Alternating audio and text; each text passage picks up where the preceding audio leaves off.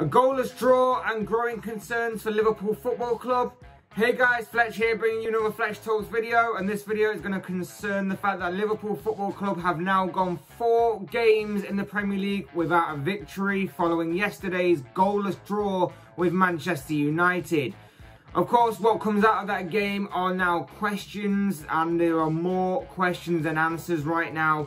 And I'm going to address the issues that seem to be developing at Liverpool within their playing squad right now, and why they are not the Liverpool that we have seen of last year, for example. The game, of course, took place Sunday afternoon and ended in a goalless stalemate. The Reds arguably had the better of the first half, but as time progressed in the second half, United grew more and more into the game, and despite Liverpool having the majority of the possession throughout the entirety of the game and a few half chances, it was Ole Gunnar Solskjaer's side that had the better of the opportunities, but were denied by Reds goalkeeper Alisson Becker, who made 2 super saves, the first to deny Bruno Fernandes and the second to deny Paul Pogba.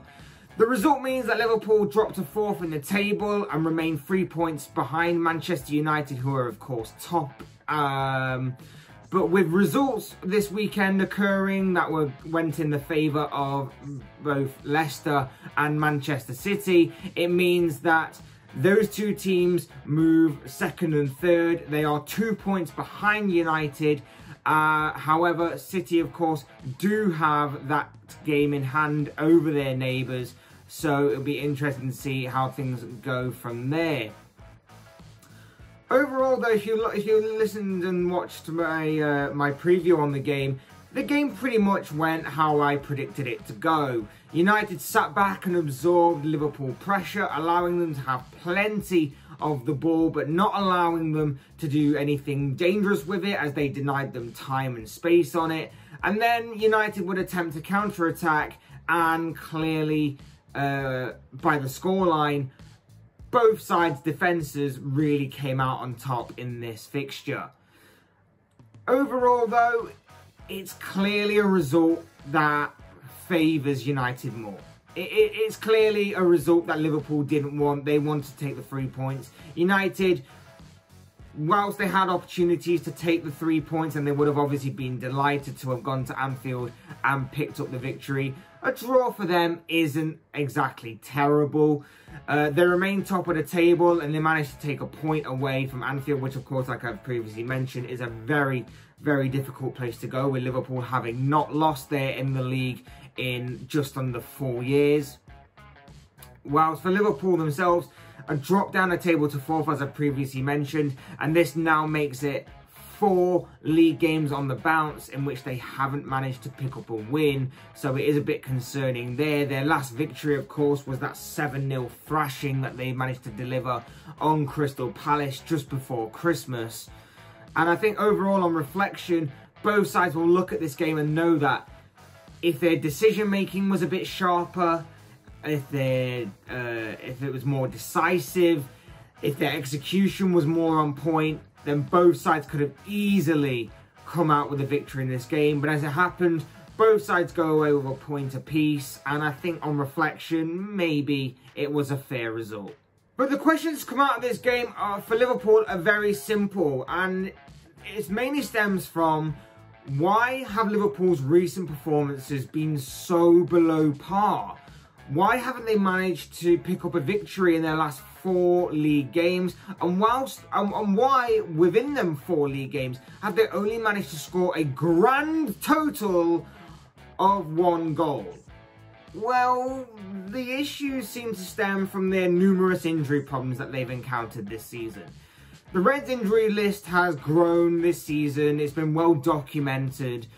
So I'm not going to go into too much detail about it, because I'm sure that most of you are probably sick and tired of hearing the same story be told and retold over and over again. But you can't deny the fact that Liverpool have engaged with a lot of injury concerns and problems this season. The main areas seem to be targeting the defence, of course, because the likes of Virgil van Dijk and Joe Gomez have both picked up nasty long-term injuries. There have, of course, been stop-start injuries for both Alisson, the goalkeeper, and for Joel Matip as well. And as a result, Jurgen Klopp has had to choose from a number of different combinations of centre-back pairings, very much using his squad depth for this situation that has been presented to him. And it's just happened throughout the entirety of the season since, of course, the injuries took place. And he's had to bring in the likes of youngsters such as Reece Williams and Nat Phillips. He's had to turn arguably one of the best defensive midfielders in the Premier League in Fabinho into a makeshift centre-back. And more recently, of course, he's tried to do the same with Jordan Henderson, the captain, of course, being a makeshift centre-back in the past couple of games. And we'll get this out of the way and done with right now. Fabinho has been incredible this season. Seeing him turn from a midfielder to a defender has been great to watch, and I think that he's been arguably Liverpool's best and most consistent player throughout this campaign. And whilst, you know, the others have been decent enough, they've not filled me with too many concerns, no matter what kind of centre-back pairing Klopp's gone for. I don't feel you can really pass judgment on them too much because they have been basically chopped and changed. There haven't been a consistent back pairing there throughout a long period of the season, so I don't think it's fair to really judge the rest. But Fabinho definitely has been Liverpool's best and most consistent player despite the positional change. I feel like the main issue though, and the part that many people are overlooking, is the fact that when you're using the likes of Fabinho and Henderson as makeshift centre-backs, they are therefore taken out of a midfield, and that's when you would start taking out some of the qualities and elements that make that Liverpool midfield so strong. Both players possess a lot of leadership, a lot of intensity, a lot of composure, and a lot of stability within that midfield.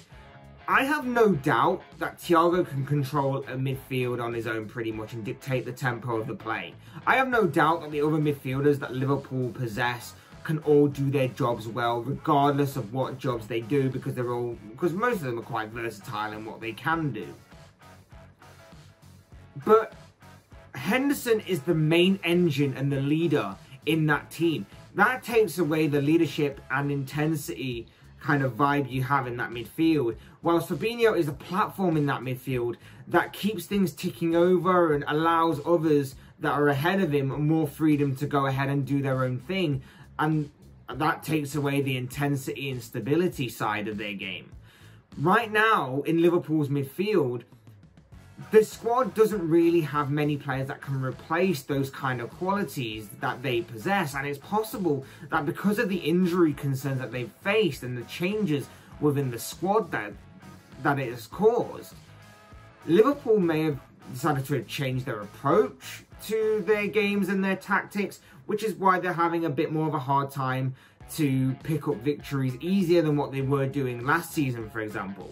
And I think that having seen Liverpool this season, there may be an element of truth to that, and there may be an element of cautiousness in the way that they are attacking and a way to not overcommit and leave themselves exposed at the back when they have players that are not used to playing that kind of role.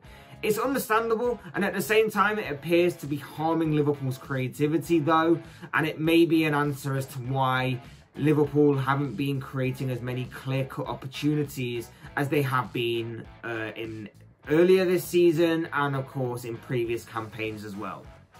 And of course that brings me on to what has become the main issue of the past month alone, and that is of course the forward three, the normally reliable front three that consists of Sadio Mane, Mohamed Salah and Bobby Firmino. They have been extremely feared, whether it's separately, individually, or as a unit. They have been feared by many, many, many defences over recent years. And altogether, they each bring something different to an exciting Liverpool team. Whether it's Salah's goals return, his phenomenal goals return, or incredible goals contribution record overall that has been so brilliant to view and to watch since his arrival at Liverpool over the recent years, or whether it's Mane and his own pretty much fantastic goals contribution record as well. He's not too far away either. He's been fantastic since his arrival. or whether it's Bobby Firmino, who may not be as prolific as the other two, but he definitely pops up with some big and important goals at times. And of course, what separates him from the rest is his fantastic pressing. His overall pressing style of play and his link-up play is what separates him and is why he is so valuable to the Liverpool team. But right now, they're not being seen in the same light, and they are currently being seen as underperforming. They're still working hard, don't get me wrong. All three are still very much working hard, and then they're still trying to get into those areas and still trying to cause problems for opposition defences. But they're not as threatening as what they have been. It is starting to become more and more of a worry as the games go on. Now, granted, I did say that they haven't had the kind of service and the clear-cut opportunities that they have had in recent seasons. Liverpool's final ball just hasn't been good enough at times. But they can be seen as being frustrated figures out there, particularly in recent games when it's just not happening for them in any which way. And like I say, it's just not happening for any of them right now. Maybe the return of Diogo Jota can't come soon enough to breathe some fresh life into that Liverpool front three. Of course, he hit the ground running when he arrived at Liverpool, but was sadly been taken out for injury.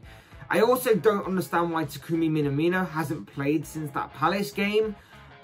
I don't know why that is, because he played very well in that Palace game. He got a goal himself. Maybe that would cause him to kick on and maybe start putting in some decent performances, but for whatever reason, Klopp just hasn't used him in the past few games, and I think he really should have. But overall, I think it just suggests to me that Liverpool may need to start considering buying a more lethal striker or a more vocal point to their attack for the front three when these kind of games occur in the future. Maybe it's just something to think about. And I say that because looking at yesterday, for example, Manchester United with about 20 minutes, 25 minutes or whatever it was to go, they brought on Edinson Cavani. Now, regardless of what you think of Cavani, whether it's his age or whatever, he is still a prolific and dangerous goal scorer, a lethal goal scorer, a guy with incredible movement, and of course, for PSG over the years, has contributed to their success domestically. Whilst Liverpool, well, their response was to bring on Divock Origi, known for scoring some important goals and of course has been written into Liverpool history. But overall, I just don't see that he's good enough or consistent enough to be a constant challenger to the original front three, keep them on their toes, make them think that a few bad performances here and there can maybe switch up the lineup a little bit. And he's not really a guy that right now fills me with a lot of confidence that when we need a goal, we can rely on this guy. Doesn't fill me as an accomplished kind of player despite having bags of potential when we originally bought him. For me, that is why a new striker for Liverpool is what we need to shake things up a bit. I like Jota, and of course I think that he's great, but I think that more of a vocal point in attack, a bit more of a plan B, will be arguably what I would go for when the transfer window rolls around in the summer, because I don't think that we're going to make any moves right now. Just the way it is, because I'd also buy a centre-back, to be honest. Overall, though, there's no need to panic. There is definitely no need to panic. These are just some of the issues that I spotted that have been developing. There is no reason to go over the top with this and totally exacerbate the situation. Yeah, of course, it's a bit concerning that we're not creating enough. There is a bit concerning that we're leaking goals. There is a bit of a concern that our forward three aren't quite up to the level that we have seen them in recent seasons. But when you put it all into context, there is a part of it that goes, okay, you can kind of see why, and that we should be counting our blessings that we are where we are right now. And not only that, but we're not even halfway through the season yet. This is a completely mad and unpredictable season where Manchester United are top, for God's sake. No one in their right mind, not even Man United fans, probably would have predicted that. So there is still a long way of this season to go, and things can change within an instant. The front three can burst into life. our defense can get completely sorted, our midfield can get stronger, whatever it may be. But you know, there is still a long way to go. There is no reason to write off this season. There is no need to completely go over the top with these issues that I've highlighted. These are just some of the concerns that I feel like we need to address and we need to look at as fans, particularly, and just talk about, because this is the kind of community that I love to see, love to build, and going forward, this is what I want to do. So this will be interesting to see your guys' opinions on this kind of topic, especially the Liverpool fans, of course.